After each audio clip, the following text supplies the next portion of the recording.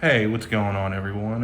Real quick, I just wanted to do a video on the latest pistol I purchased for my collection. Um, it is a SIG P226. I'm sure for some of you not use out there that know what you're looking at already, you know what I'm gonna say. This is a West German one. I've passed up a couple, two or three actually West German ones over the years, and as much as I love SIGs and I'm a big fan of SIG P226. I finally got to a point where I stopped seeing them out and about as much when you go out to the shops, and I kind of figured I would go ahead and just get one the next time I saw one, and that just happened to be yesterday. So, or no, 2 days ago now. So I went on ahead and walked out of the store with it. I was actually looking for actually some old Ruger P series and old third gen Smiths. I was kind of wanting something retro anyway, but I figured as much as I love 226, it's funny that I've never had a West German one. I'll safety check it here in a second, but I've also walked away too from some of the earlier. One time I did, and I regret it. I walked away from one of the earlier. It was a P220, but that was when they were stamped BDA and imported by Browning.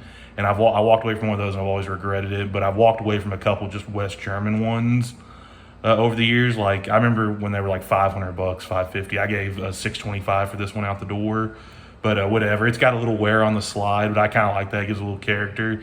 I think this is still a factory Cerakote or whatever finish on the aluminum frame, and it looks really good. I'm going to kind of get some of the marks in here. You can see it's a SIG Arms, Tyson's Corner, Virginia, excuse me, made West Germany. And I went on ahead and checked the import batch. This one was a 1987 one, so again, that Cerakote looks really good for 35 years old. I'm assuming that's factory because I don't think they've ever refinished the slide. And I've always heard the slides on some of the older ones would wear pretty good, and it looks like it's just worn over time, kind of naturally. Just cool little differences too. Like my New Hampshire 226 doesn't have that little cutout right there, or kind of like beveling right there on the top of the. Or not? That's not beveling. What am I? Just that shape, I guess, that kind of rounded off edge. It's really cool. I've always wanted one of the West German ones. Also, too, I like the screws in the grip. That's kind of how I remember seeing 226s growing up, like when you'd see them in a movie or on TV or something. Oh yeah, the sights. It's got the old school. I don't know if those are picking up. Yeah, the old school kind of lollipop where you dot the I. I always really liked that. I'm going to go ahead and safety check it. I'll just show everyone it is empty. The decocker feels a little different. Or than the New Hampshire one I have, which I don't think. I know some people say the German ones are better, or the West German ones and the German-made ones are better than the American-made ones. I'm not so sold on. I'm not in either camp. I just think there's differences, and I always think that's kind of cool. Same way with like the Italian Berettas versus the American Berettas.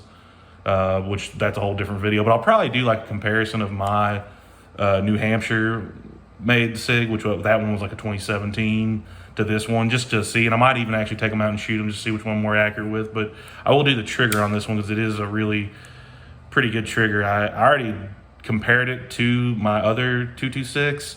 The resets in terms of distance is about the same. Or hang on, first we'll do double action.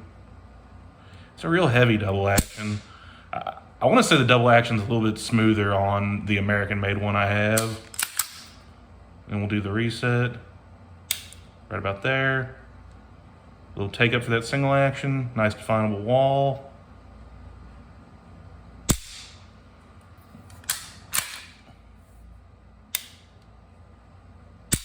It is really smooth, but I mean, granted, this is a 35-year-old gun, so I think it was shot and used pretty good.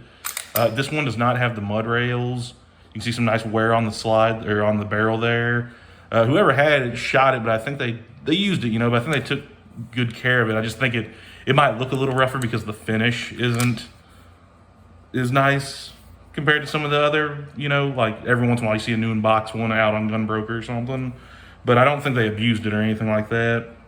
And this is not one of the mud rail ones. I did check that right when I got home because I'd always read years ago that people said like the frames would crack on those, and I didn't know if that was just an all West German thing, as if they were using maybe a lower grade aluminum for the frame, but it turns out it's those mud rails, and luckily this one didn't have it.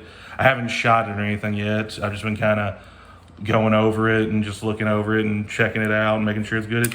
I don't know if this is an original magazine. It is a Metgar, and it's got a little wear in it too, but it's a 17 rounder, which I didn't think they started making those till later. I could be wrong on that, but yeah, I'm just real proud of this because I really regretted passing up that Browning stamped BDA, and that was just like 3 or 4 years ago. I walked away from that, and I wish I wouldn't have.